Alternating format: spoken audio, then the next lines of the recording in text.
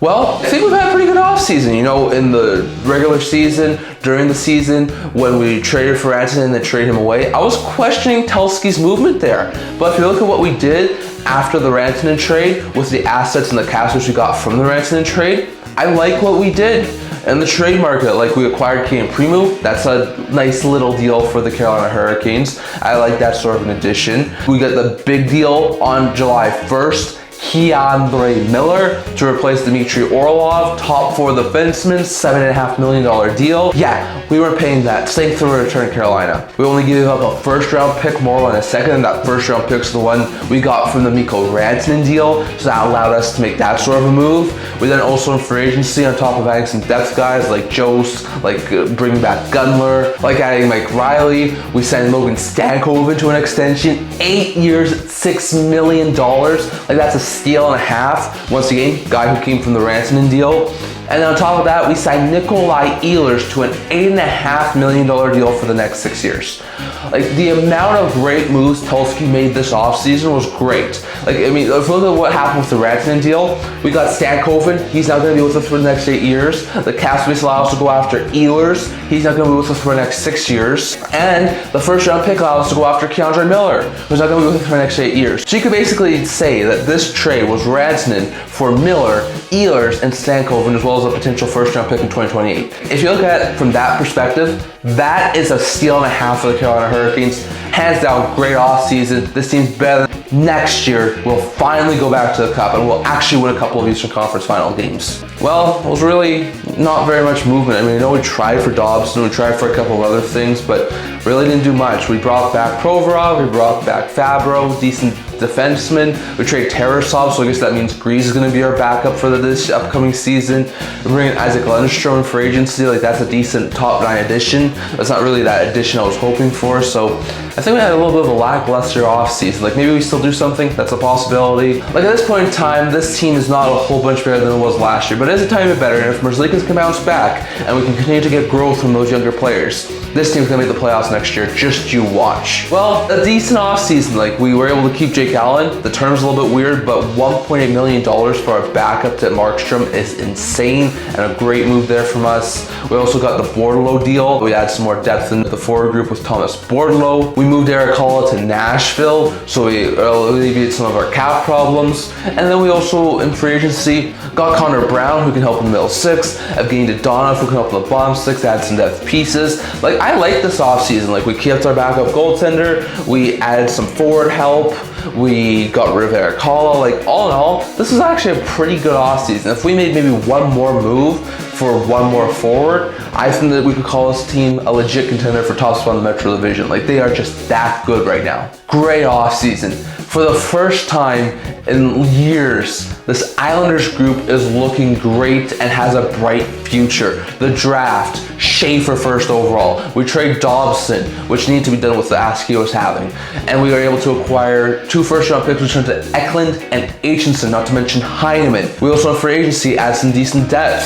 Riddick to back up with Varlamov out right now. We add D'Angelo back to this unit. We also add Drouin to help in the middle 6. We signed Shabanov, one of the top KHL prospects. Like, this team is starting to come together. Now, will this be a playoff team this year? Maybe. I wouldn't guarantee it, but I wouldn't be surprised if we made the playoffs. Now, if we didn't make the playoffs, maybe we could be in the McKenna sweepstakes. And if we were in the McKenna sweepstakes and we got McKenna, like, add McKenna to a prospect pool that already has Eiserman, Ritchie, Aitchison, Schaefer, Eklund, all these guys, that would be a scary future. This team's looking great.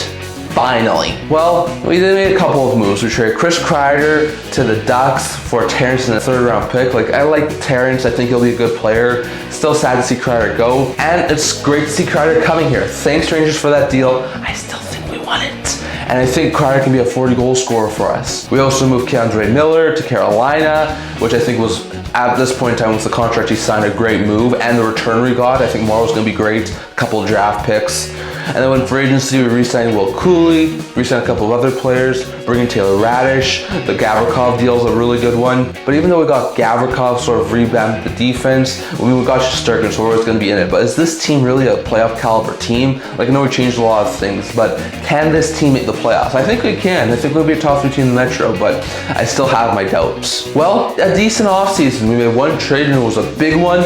Getting Trevor Zegras, reunite him with Jamie Drysdale, love that. On top of that, we had to give up Paling a second and fourth, like we weren't gonna get him for free. Before we pay for him, that's a steal of a deal to get Trevor Zegras. On top of that, we add Christian Dvorak, $5.4 million for 1 year, like that's a prove me deal, I like that. I'm glad we stay away from it. Thank you, Kent Hughes, for not bringing back Christian Dvorak. We also bring in Vladar to sort of be the tandem for Sam Ersson this upcoming season. We bring in a couple decent depth defensemen and Jolson and Gilbert. Like, I could see this team be a playoff team. It's possible.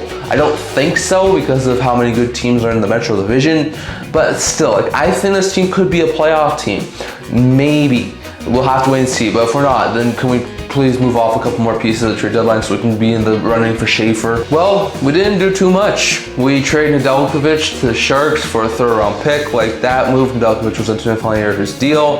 We signed a couple of low end forwards. We bring back Tomasino. We bring back Dewar, some pretty good depth pieces. We bring in Mantha. We bring in Alexiev. We bring in Jones. We bring in Wotherspoon. Just a couple of really good depth pieces to sort of round out this team. And there's still a whole bunch of talk about Raquel, Rust, and Carlson moving. So I don't think we're done. I think we're going to continue to sell. We're going to be a huge chance to get McKenna this upcoming offseason. 42 years ago, we got Lemieux. 21 years ago, we got Crosby.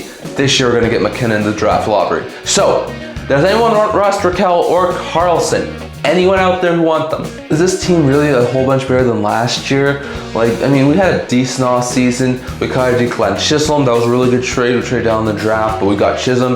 I think you should round out that top 6 on the blue line really well. We still have 2 really good goaltenders. Lose a couple of guys we have free agency, but we bring back Bouvillier. Like, that was a solid pickup here. Ferravari gets a long-term extension starting next year, which I'm a little bit hesitant about.